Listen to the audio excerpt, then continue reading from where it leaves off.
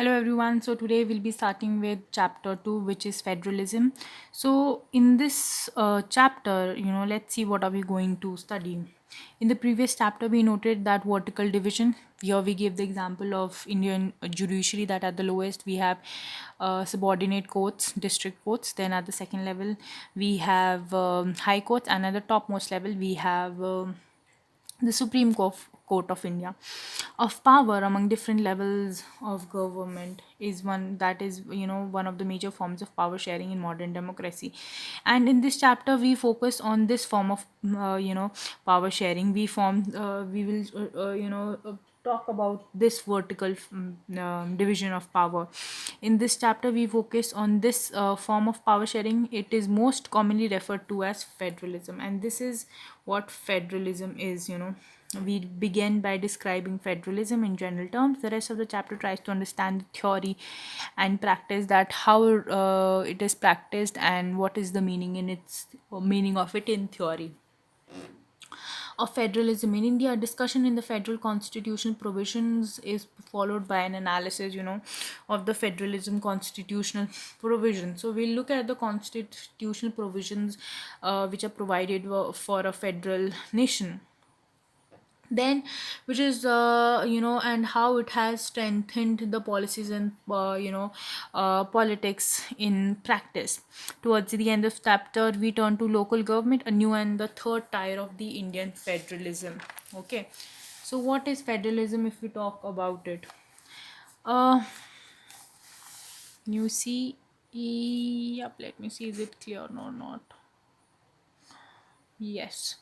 So, let us go back to the contrast between Belgium and Sri Lanka that we saw in the last chapter. You would recall that one of the key changes made in the constitution of Belgium was to reduce power of the central government and give these powers to the regional.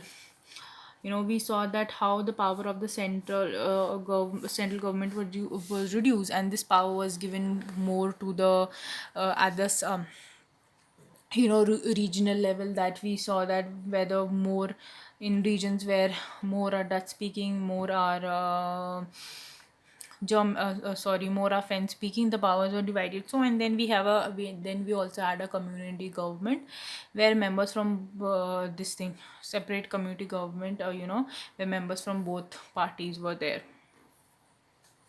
Okay, regional government existed in Belgium even earlier. They had their roles and powers, but all these powers were given to to these governments and could be withdrawn by the central government. To central government, whenever it was on the wish of the central government, if they wanted to give them power, they would give them. If they didn't, they would just take away the power. That change took place in 1993, was that the regional governments were given constitutional powers that were no longer dependent on the central government. So there was a change, in where that in 1993 in Belgium, that the regional governments were given constitutional powers and which could not be taken away by the federal by the central government or union government. Thus, Belgium shifted from a unit. See, when we say unitary is matlab united, like one, like okay, to a federal form of government, Sri Lanka. And if we talk about Sri Lanka, then it continues to be, for all practices purposes, a unitary for system where the national government has all the power. So here when we talk about unitary and federal, federal system, the basic difference is that in unitary all the powers lie with one uh, set of people, or what section of the organization. Here we're talking about the central government, whereas in federal government the powers are divided between the different tiers of the government, whether you talk about the first tier, second tier, the third tier of local, which is of local governance. Tamil leaders want Sri Lanka to become, whereas of course the Tamil leaders, they want Sri Lanka to become a federal system, because they that is when their voices will be heard. Federalism is a system of government in which power is divided between central authority and various constituents, uh, and the various constituent units of the country. So the in federal system the powers is divided, and it is not that only one unit of the government or the country, one unit of the country has powers. It is that the power is divided among all the units of the country. constituent units. Okay, usually a federation has two levels of government. One is the government for the entire nation, which is the union or the central government, that is usually responsible of few subjects of common national end. And these are usually for the common national interest. The other form is at the level of province or states that look after the much, whereas the province, for province and state, the level of governance is that they look much after the day-to-day administration of the state. Both these levels of governments enjoy the power independent of the other, and that's how they enjoy the power, independent of the other. They are not dependent that whenever the central government or union government will give power to the provinces or states, then only they'll have, and if they do not wish to give them, they will take away. It's not like that in a federalism or a federal system. So I am confused. What do we call the Indian government? Is it union, federal, or central? So union and central is like the same thing, and federalism means that it is a system that powers is divided. There is no one organization of the country, or one unit of the government which holds all the powers. The power is divided. Let's see here. Source: Montreal Kingston Handbook of the Federal Countries 2002, McGill Queen's University Press 2002.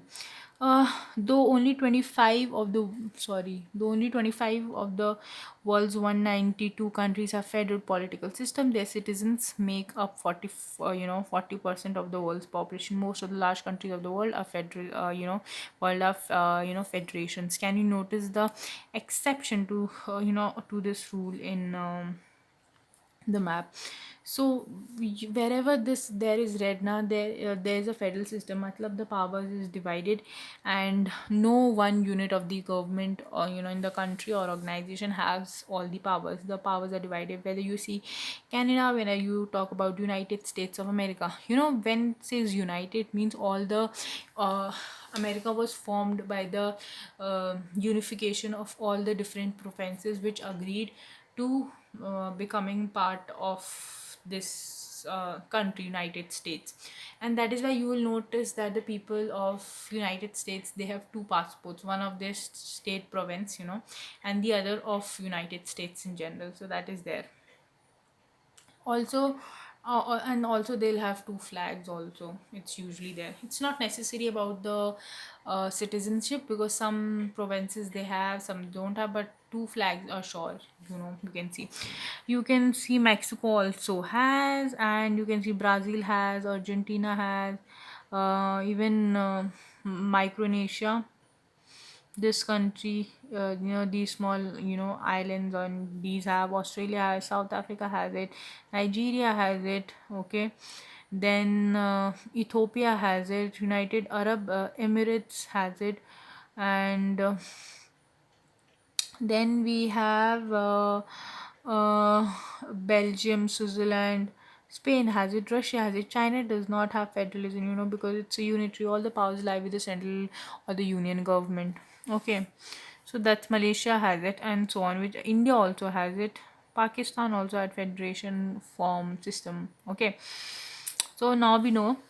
In this sense, federations are contrasted with the, in this sense, um, federations are contrasted with unitary government. Under the unitary system, either there is only one level of government, or the subunits are subordinate to the central government. The central government can pass an order to the provincial or the local government, but in a federal system, the central but when you talk about the federal system, then the central government cannot order the state to do something. So it just the in the federal system, the state just cannot order, the state government to do whatever it wants. State governments has the power of its own, for which it is not answerable. Even both matlab, central government also has powers, and so does the state government. They also have power. Okay, both these governments are separately answerable to the people, and both these governments, they are separately answerable to the people. Let us look at some of the key features of federalism. There are two or more levels, or or that is levels, or we can even call tiers of government. Okay, different tiers of government govern the same citizen, but each tier has its own jurisdiction. Jurisdiction matlab wherever, jurisdiction matlab area, where their laws are applicable. If if uh, you are part of here, okay, and this is the bigger part. Your people who these people will have jurisdiction which is under this only, and whereas these people, they will have jurisdiction which is in this area, and they will have a bigger jurisdiction which will be followed by both, which is a central. So that's how it is. And in specific matters of legislation, taxation, and administration, the jurisdiction of the respective levels or tiers of government are specified in the constitution, and these are, clearly written in the constitution. So now let us look at some of the key features of federalism. This is very important, okay? We already saw that there are two or more levels. We saw that they have a different jurisdiction. So we were here that we had completed the two features important. This is very important, okay? Just don't ratify it. Sorry, try to understand it very clearly, and if you have any doubt, please comment down, I'll explain it again. The jurisdiction of the respective levels or tiers of government are specified in the constitution, and everything is written in the constitution. So the existence and authority of each tier of government is constitutionally guaranteed. So it is guaranteed from the constitution. The fundamental provisions of the constitution cannot be unilaterally changed by one level of government. Such changes requires the consent. So the consent of both the levels of government is very important. Well, the that one level of government cannot just act whatever they feel like. Courts have the power to interpret the constitution. We've already studied the main important function of courts is to interpret the law. And powers of different levels of government. The highest court acts as an umpire, so just like we have an umpire in cricket, a game. So similarly, in this game of constitution, power share and everything, it is the court who's an umpire if disputes arise between different levels of government in the exercise of the respective powers. Sources of revenue for for each level of government are clearly specified to ensure its financial autonomy. Each level of government has different sources of revenue generation. The federal system thus has dual objective, to safeguard and promote unity of the country while at the same time accommodate regional diversity. Therefore the two aspects are crucial for the institutions and practice of federalism. Governments at different levels should agree to some rules of power sharing. They should also trust that each would abide by its part of the agreement. An ideal federal system has both aspects, which are mutual trust and agreement to live together. So if you cannot trust somebody, how are you going to coordinate and work together? You should have this level of confidence in the other party that you can work together. If federalism works only in big countries, why did Belgium adopt it? It's not true, that federalism works only in big countries. Federalism is so that there are no issues of power sharing and everything, and everybody gets an equal representation. The exact balance of power between the central and the state government varies from one federation to another.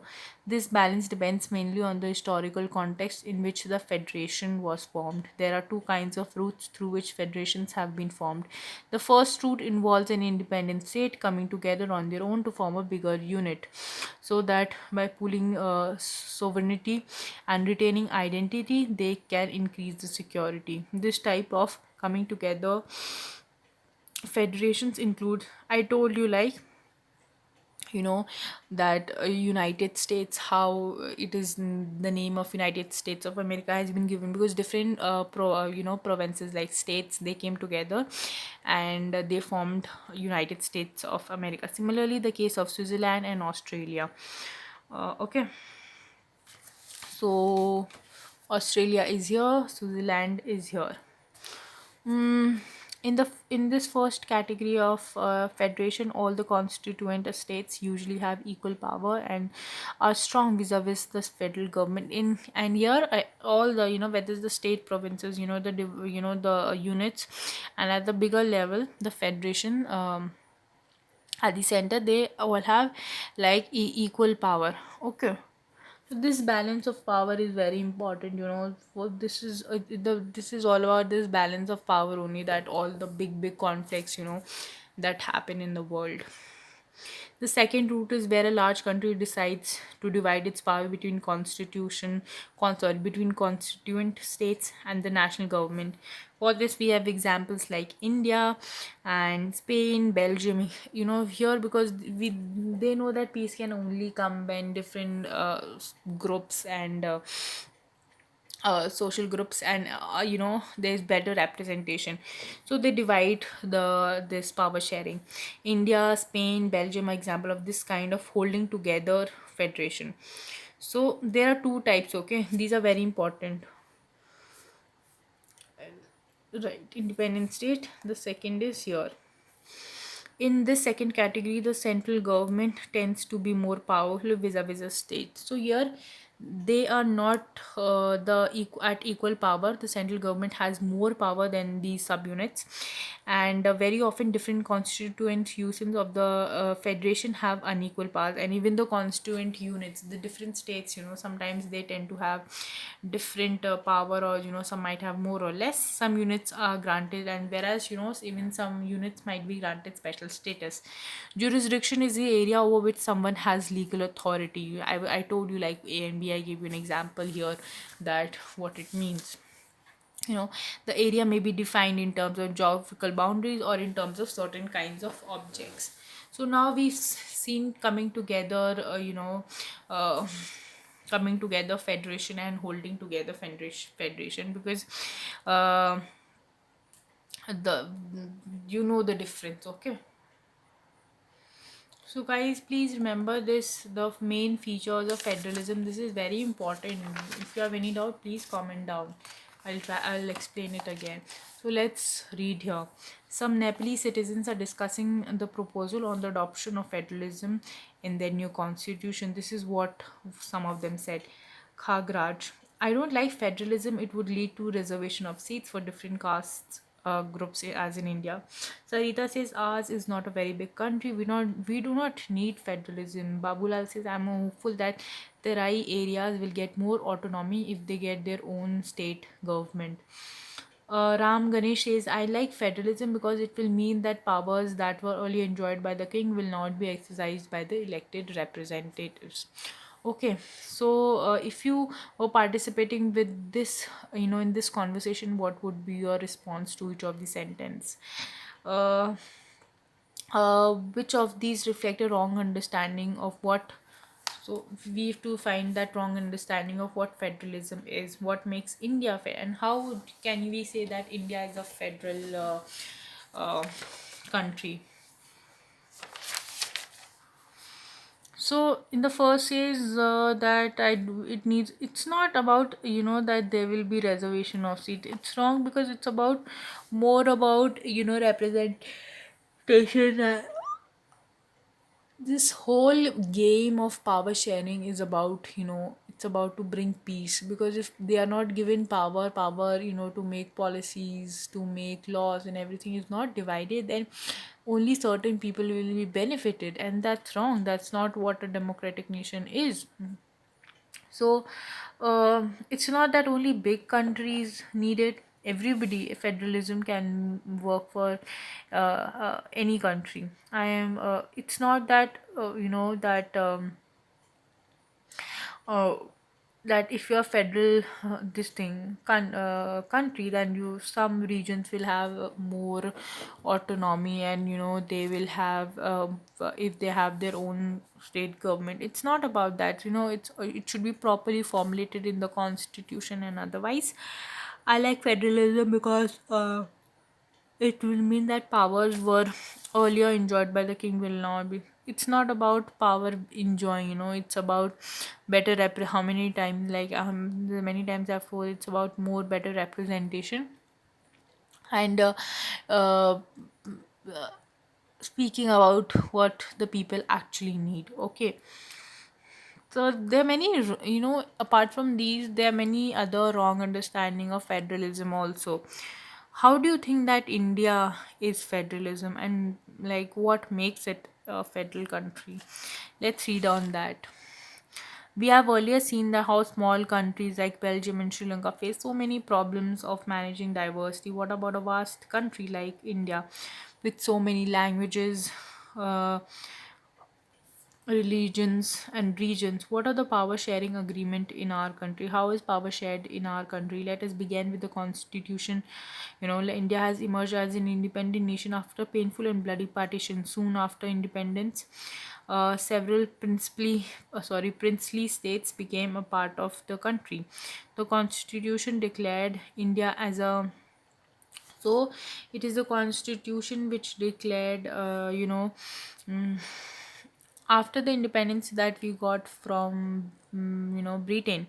So many princely states, they became our part, and constitution declared India as a union of states, because many states were there who the came and joined India.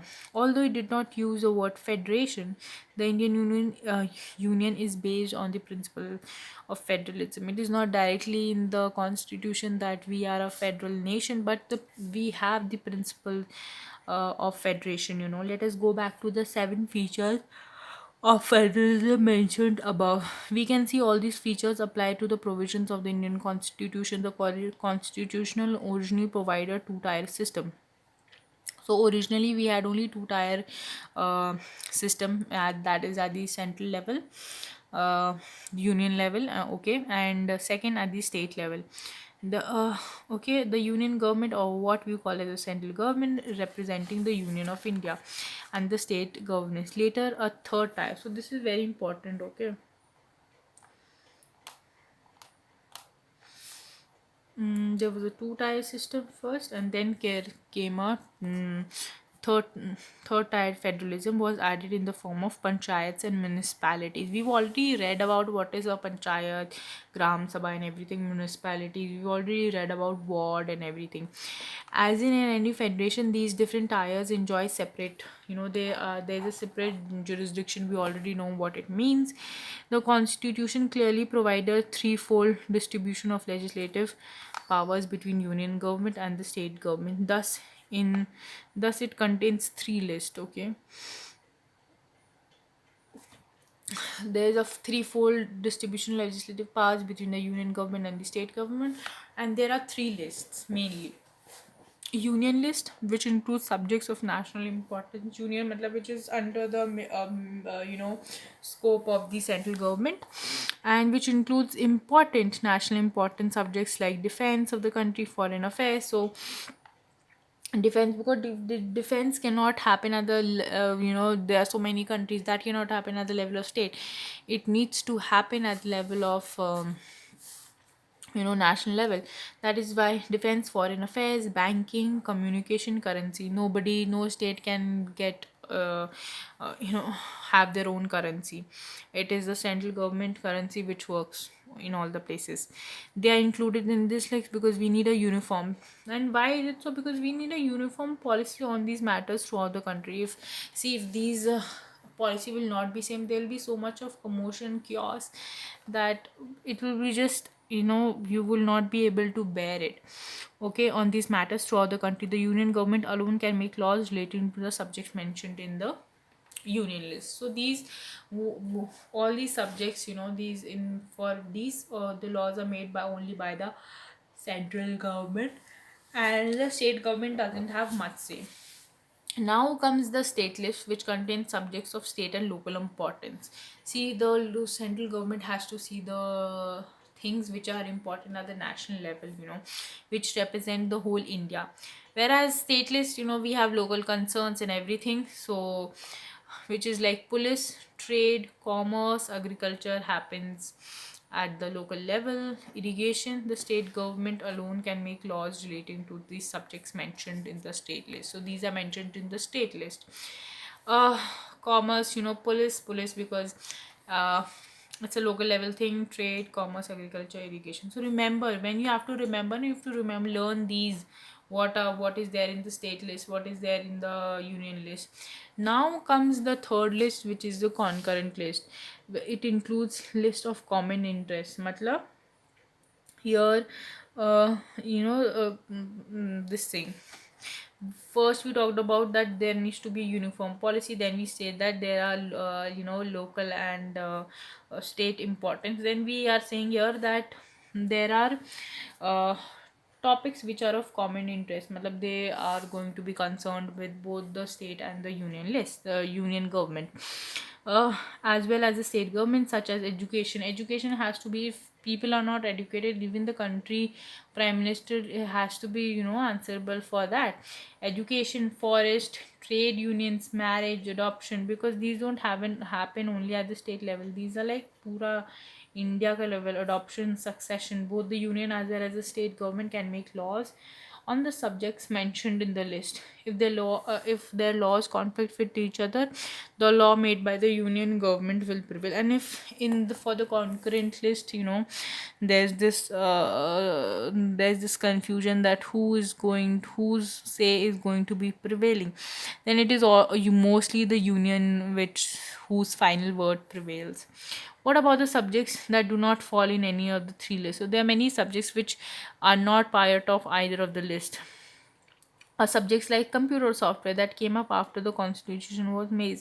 According to our constitution, the union government has the power to legislate on these residuary powers. So residuary powers means you know subjects for which when the constitution came, so it was not decided who are going to make laws or who's going to overpower, whether it is the central government or the state government. So these are known as residuary subjects.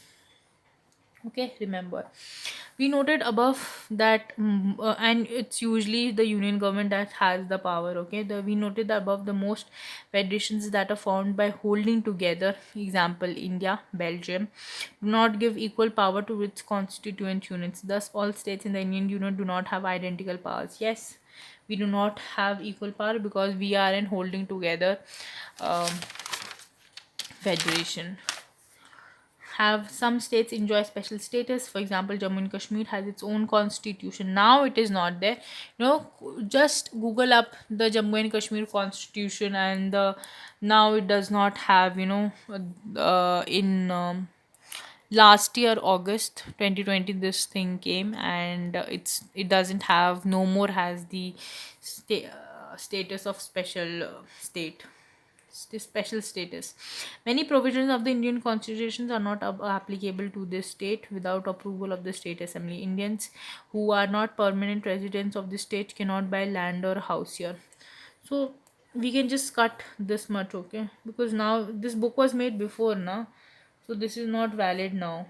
It would have been valid before, but now it's not there. Similarly, special provisions exist for even some other, and just like Jammu and Kashmir, there are special provisions for uh, other states also. Okay. Now, let us see, there are some units of the Indian Constitution, Indian Union, which enjoy very little power. These are areas which are too small to become an independent state, but which could not be merged with any existing state. So there are even smaller, there are areas which are too small to become a state. So that is why, because they could not be, but they were small, but they could even not be merged with any of the state, because it even had unique characteristics than the other states. These areas like Chandigarh, Lakshadweep, or the capital city of Delhi is called the Union Territories, and that is why it is called the Union Territories. Okay. And these territories do not have the powers of a state. The central government has special powers in running these areas, so they do not have their own powers because they are less than the status of a state. And okay, but that is the reason why the central government has a special power to run these areas. The sharing of power between union government and the state government is basic to the structure of the constitution. It is not easy to make changes in this to this power sharing arrangement. The parliament cannot on its own change this arrangement. Parliament cannot change this arrangement. Of course, parliament has the power to change the laws and everything, but this arrangement cannot be changed. And any change to its if they want any change, then it has to be first passed in both the houses. Both the houses, when I say, I mean the Rajya Sabha and the Lok Sabha, with at least two. This is very important. Okay, even if they want any change in the basic structure, change, not basic structure here, sorry, it just comes out of the mouth sometimes. So if they want any change in this kind of arrangement, this federalism, then they need to have the bill passed from both the houses, and that to the two-third majority. Then it has to be first the both the houses are going to pass that bill, and then it has to be ratified by the legislators of at least half of the total states. Then it has to again be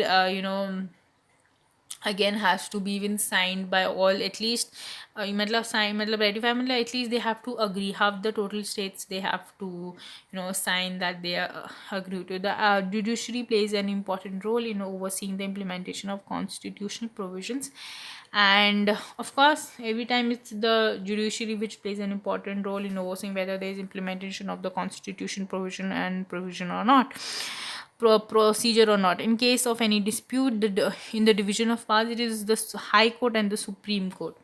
So only the High Court and the Supreme Court, and never the subordinate courts who can make the decision. Union and state governments have the power to raise resources, and both of them, both the governments, the two tier of governments, they can levy taxes in order to carry on the government, and the responsibilities assigned to it. Whatever the functions, these central government and the state government performs, they need money for it. And where do they get money from? By taxing the people. That is why you have so much tax in here and there in all the things you buy and everything you eat. Listen to one of the national and one regional news bulletin broadcast by All India Radio. So All India Radio is run by the government of India. For 1 week, make a list of the news articles. You can do this exercise. News items that are related to only central government, state government, and news items about the relationship between. So you can do this exercise. Okay.